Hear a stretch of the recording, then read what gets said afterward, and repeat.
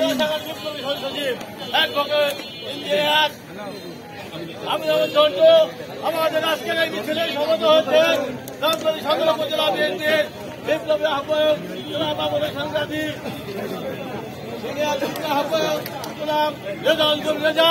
আমাদের উপস্থিত হচ্ছেন রাজবাড়ী জেলা বিএনপির অন্যতম সদস্য আব্দুল সালাম জেলা বিএনপি সচিব জনাব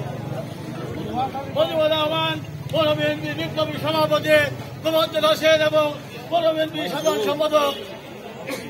এম এ খালেদ পাবেল সহ ছাত্রদল যুবদল সহ সৌমান পর্যায়ের সমস্ত ব্যক্তিবৃন্দ আজকে আমাদের মিছিলে অংশগ্রহণ করেছে।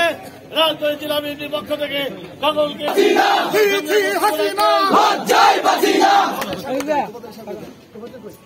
রাজবাড়ী পৌর বিএনপির বিপ্লবী সভাপতি